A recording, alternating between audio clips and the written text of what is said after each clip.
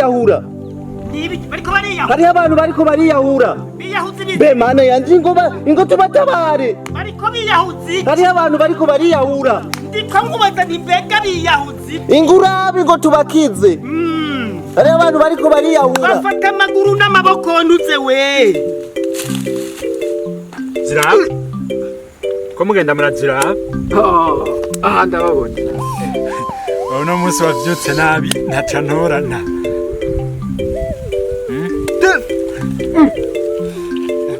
ndavyo irigara ya kigombe sanyu akese hinge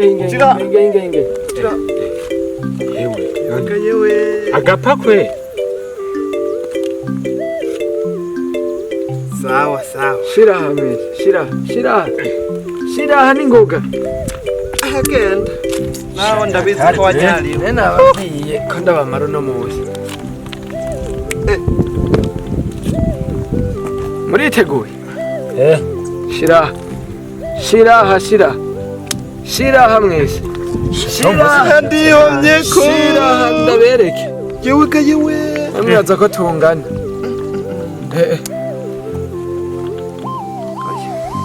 Nugenda. oya sinogenda ukwapfa wari wamenyereye abasangira n'ubutabega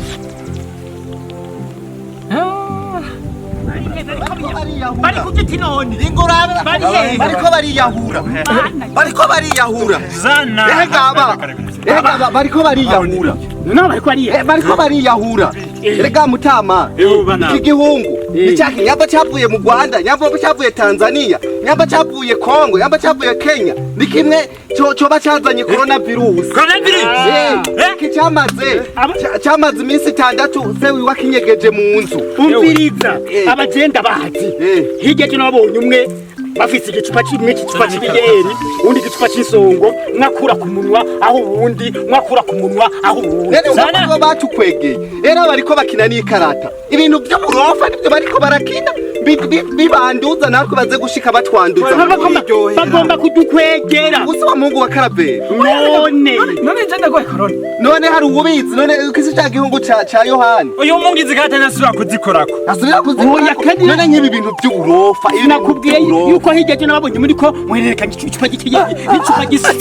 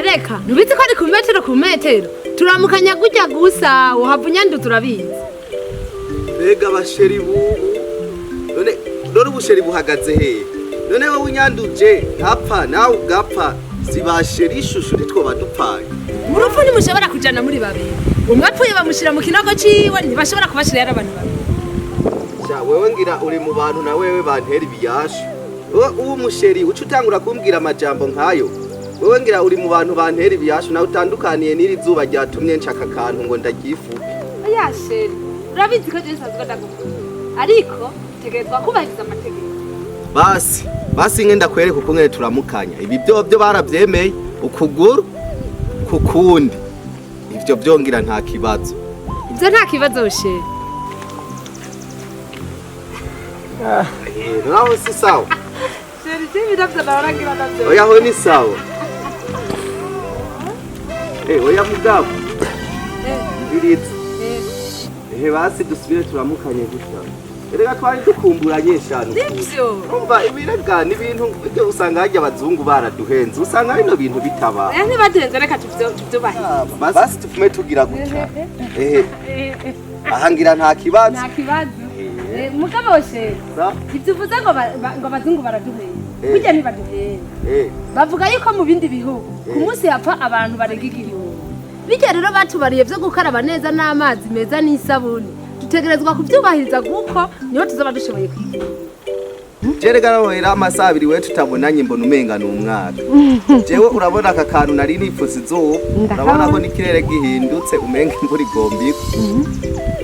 Reka nitwogenda tudasomanye. Genda kwerera.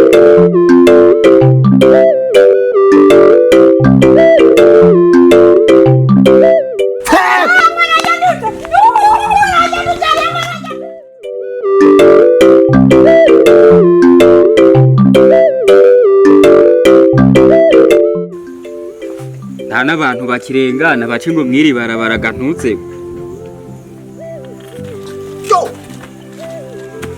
ibi ni biki reka narijyanye mutama kwa muganga none acikaniye mu nzira kandi umengo yapfuye nyene yewe yapfuye kandi ahitanywe na cakiza coronavirus ewe mutama no udusize turi imfuvyi ewe mutama vumugaruka ewe mukama wanje naje ndayagowe aha naje mpava ndamukwirikira ewe yemwe turagowe cyaduteye mu Burundi bwacu kiratangwe kumara abantu isi yose kirarembeje yo mukama kigo baje haje hose nkivuga oya none gashira wumva gute yo muzehe baje kandi aha naje rero ndagwaye nawe shanga ura ni wari umujaye kwa muganga none urumwe nije narinda mujanye kandi naje narinda mujanye ngwaye aha naje ndafashwe shanga hana abakozeko oya wewe biroroshe tugenda ukarabe n'amazi meza n'isabuni reka nta naho nkiyakurasha kutari bwikore ku zuru canke ku mazi ndahatswe kuyikorako ahubwo rero woca ugenda ukabigira n'ingoga niwe ugakaraba mushobora urumwe weho reka n'ingorane gushashayo none niwa muntwaze weho ntiwumva kuhava wandura n'ubundi nahejeje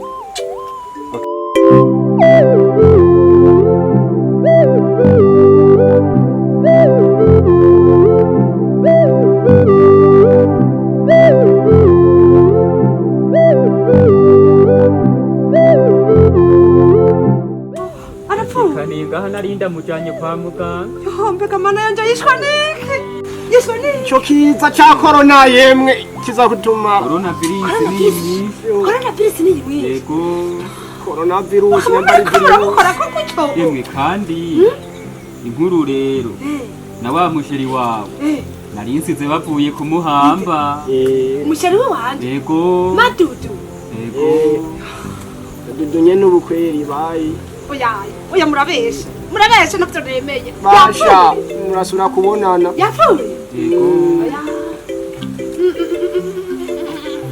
kutumara amuvyeyi